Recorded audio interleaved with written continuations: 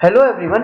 तो आज के इस लेक्चर में हम देखने जा रहे हैं डेटाबेस की क्रूड ऑपरेशन कि कैसे हम डेटा इंसर्ट करवाएंगे, कॉन्टेक्ट ऐड करवाएंगे डेटाबेस में, कैसे उनको वापस से रिट्रीव करके शो करवाएंगे डेटाबेस से, और हम कैसे उनको अपडेट कर सकते हैं और डिलीट कर सकते हैं।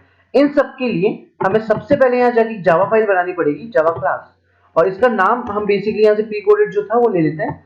मैंने इसका नाम रखा है डेटाबेस हेल्पर, तो हम इसको यहाँ से ऑक्यूपाई कर लेंगे डेटाबेस हेल्पर, और ये हमने बना लिया हमारी डेटाबेस की क्लास। अब इस जावा की नॉर्मल क्लास के अंदर हम यहाँ पे एक्सटेंड करेंगे, एक्सटेंड एसक्यूएलाइट ओपन हेल्पर। परफेक्ट। सो एसक्यूएलाइट ओपन हेल्पर क्या करता है? एसक्यूएलाइट ओपन हेल्पर हमें वो सारी फंक्शनैलिटी देता है जिससे हम एडिट, अपडेट, डिलीट, इंसर्ट, ये सब क्रूड ऑपरेशन अप्लाई कर पाए हमारे डेटाबेस के ऊपर। तो हमने एसक्यूएलाइट ओपन हेल्पर यहाँ पे लगा लिया है।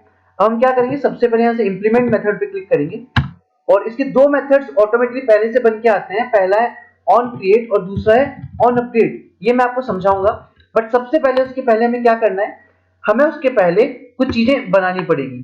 जैसे पहला जो हमारा है वो है, हमें यहाँ पे डेटाबेस का नाम देना पड़ेगा। तो मैंने लिखा private static final string database name, और मैंने मेरे डेटाबेस का नाम दे दिया contacts.db। आप कोई भी नाम दे सकते हैं अपने डेटाबेस का, बट नाम जो है उसमें स्पेस नहीं होना चाहिए और नंबर्स नहीं होने चाहिए। तो हमने हमारे डेटाबेस को एक नाम दे दिया है। फिर हम लोग हमारी टेबल को एक नाम दे देते हैं। तो इस कॉन्टेक्ट्स डीबी डेटाबेस के अंदर मैंने कॉन्टेक्ट्स नाम की एक टेबल बना ली है। परफेक्ट। अब हम क्या करेंगे, सबसे पहले हम लोग हमारे इस डेटाबेस हेल्पर के लिए कंस्ट्रक्टर बना लेंगे कुछ इस तरीके से, और कंस्ट्रक्टर के अंदर हमें पास करना है कॉन्टेक्स्ट। ये कॉन्टेक्स्ट क्या है? कॉन्टेक्स्ट आपके डेटाबेस को मेमोरी एलोकेट करवाता है। ये बताता है कि आप बेसिकली किस पेज से किस पेज पे डेटाबेस को कनेक्ट कर रहे हैं। सो कॉन्टेक्स्ट आप इतना समझ सकते हैं कि इस पेज पे मेमोरी एलोकेशन का काम करवा रहा है। इस कॉन्टेक्स्ट के अंदर हमने चार पैरामीटर्स पास किए हैं। कॉन्टेक्स्ट, हमारे डेटाबेस का नाम, फैक्ट्री को हम यहाँ पे नल छोड़ते हैं, और वर्जन हमारे डेटाबेस का, तो हम एसक्यूएलाइट का वर्जन 1 यूज कर रहे हैं, ये हमने यहाँ पास कर दिया है। नेक्स्ट स्टेप में हमें क्या करना है, हमें यहाँ पे हमारे ऑन क्रिएट मेथड के अंदर एक क्वेरी लिखनी पड़ेगी, क्योंकि यहाँ पे जो हम एसक्यूएलाइट में काम करते हैं वो क्वेरी लैंग्वेजेस की फॉर्मेट में काम करते हैं। वो मैं आपको दिखाता हूँ क्या लिखा है। हमने यहाँ लिखा है db.execute SQL। अब ये SQL की क्वेरी है, क्रिएट टेबल, और यहाँ आ जाएगा टेबल का नाम। फिर मैंने यहाँ पे पहला कॉलम बनाया, उसका नाम दिया आईडी।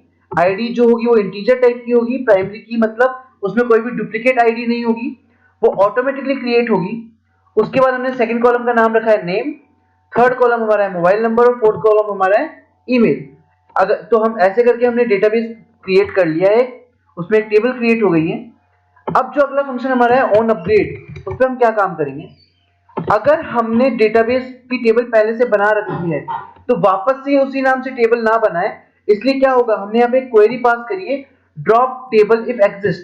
अगर इस नाम से टेबल पहले से है तो उसे ड्रॉप कर दीजिए, और ड्रॉप करने के बाद ऑन क्रिएट मेथड को वापस से कॉल कर दीजिए, मतलब वापस से टेबल बना दीजिए।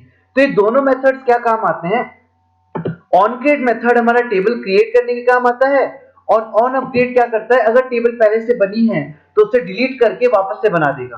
सो बेसिकली ये दोनों हमारी फंक्शनैलिटी हो गई इन दोनों मेथड्स की। अब अगला काम जो हमें करना है वो क्या करना है, हमें बेसिकली एक इंसर्ट डेटा नाम से एक फंक्शन बनाना पड़ेगा, जिसमें हमें तीन वैल्यूज पास करवानी है, नेम, मोबाइल नंबर और ईमेल। इसके थ्रू हमारे डेटाबेस तक वैल्यू पहुंच जाएगी। तो हम बेसिकली इस फंक्शन को यहाँ से कॉपी कर लेंगे और हम पेस्ट कर देंगे इसको हमारे यहाँ पे क्लास के अंदर। सो बेसिकली हमारी क्लास यहाँ क्लोज हो रही है। हम यहाँ पे कुछ स्पेस बना लेते हैं, और यहाँ जाके हम इंसर्ट डेटा वाला फंक्शन कॉपी कर लेते हैं। अब यहाँ पे हमने क्या किया है वो मैं आपको समझा देता हूँ। सबसे पहले हमने एसक्यूएलाइट डेटाबेस से परमिशन ली है कि हम डेटाबेस को राइट कर सकते हैं। राइट करने के बाद डेटाबेस में वैल्यू इंसर्ट करवाने के लिए आपको एक क्लास की जरूरत होती है जिसका नाम है कंटेंट वैल्यूज। उससे आपने नेम नाम के कॉलम में नेम नाम की वेरिएबल की वैल्यू पुट कर दी है, मोबाइल नंबर नाम के कॉलम में मोबाइल नंबर वाले वेरिएबल की वैल्यू पुट कर दी, और ईमेल वाले कॉलम में ईमेल वाले वेरिएबल की वैल्यू पुट कर दी है। इसके बाद आपने लिखा db.insert। इस टेबल के अंदर आपको कंटेंट वैल्यूज में जितनी वैल्यूज हैं वो सारी इंसर्ट करवानी है। अब अगर वैल्यूज इंसर्ट हो गई है तो इस रिजल्ट नाम की वेरिएबल के अंदर एक वैल्यू आ जाएगी, नहीं हुई तो एक वैल्यू आएगी -1। अगर -1 वैल्यू आती है तो हम बोल सकते हैं कि डेटाबेस में डेटा इंसर्ट नहीं हुआ है, और अगर वैल्यू आती है 0 या 1 तो डेटाबेस में वैल्यू इंसर्ट हो चुकी है। ये हमारी फंक्शनैलिटी थी इंसर्ट डेटाबेस की टेबल की। अब अगला जो हमें ऐड करना है वो हमें ऐड करना है। आगे हमारी फंक्शनलिटी हम देख लेते हैं। गेट डेटा मतलब हमें जो भी डेटाबेस इंसर्ट हो चुका है उसे रिट्रीव करके वापस से विजिबल करवाना है हमारे पेज पे। सो इसके लिए हमें क्या करना होगा, हमें एक क्लास की जरूरत पड़ती है, कर्सर क्लास की। सो बेसिकली मैं यहाँ पे भी इसको इंप्लीमेंट कर लेता हूँ, कर्सर। परफेक्ट। सो हमने क्या किया, गेट डेटा नाम से एक फंक्शन बनाया, इसका रिटर्न टाइप रखा कर्सर, और यहाँ पे डलवाई एक वैल्यू मोबाइल नंबर। फिर हमने परमिशन ली डेटाबेस को राइट करने की, और हमने यहाँ पे सेलेक्ट क्वेरी लगाई है, सेलेक्ट स्टार्ट फ्रॉम टेबल। मतलब हमारी टेबल जिसका नाम हमने यहाँ डाला है उसमें जितना भी डेटा है सारा मुझे दे दीजिए, बट जो मोबाइल नंबर मैच हो रहा है, जो मोबाइल नंबर टेक्स्ट फील्ड में एंट्री में डाला जा रहा है उसी का। उसके बाद हमने यहाँ पे क्वेरी को कॉल करवा लिया है, और जितनी भी वैल्यूज आ रही थी उसको कर्सर में रिट्रीव करवा के कर्सर को रिटर्न करवा दिया है। तो ये हमारा था गेट डेटा का फंक्शन। इसके बाद हमें ऐड करना है डिलीट डेटा की फंक्शनैलिटी, जो कि हम कुछ इस तरीके से कर सकते हैं।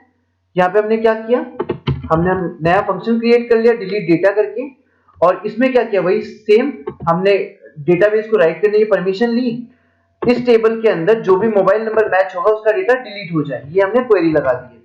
और लास्ट जो हमारी फंक्शनैलिटी आती है वो हमारी आती है अपडेट डेटा की। सो वो मैं यहाँ पे ऐड कर देता हूँ कुछ इस तरीके से। अपडेशन के टाइम पे भी आपके डेटाबेस को राइट किया जाता है, इसलिए राइट परमिशन आपने ली। डेटा इंसर्ट करवाना है, इसलिए आपने कंटेंट वैल्यूज को क्लास का ऑब्जेक्ट बनाया। नेम नाम के कॉलम के अंदर नेम नाम के वेरिएबल का डेटा पुट कर दिया, ईमेल नाम के कॉलम के अंदर ईमेल का डेटा पुट कर लिया है, और फिर आपने यहाँ पे अपडेट क्वेरी लगा के जो भी मोबाइल नंबर आप डालेंगे उसकी डेटा को अपडेट करने के लिए परमिशन मांग ली और डेटाबेस को क्लोज कर दिया। तो ये हमारी थी डेटाबेस हेल्पर क्लास, जहां पे हमने सारा क्रूड ऑपरेशन अप्लाई करके डेटाबेस को इंप्लीमेंट करवाया है। Thank you so much for this lecture.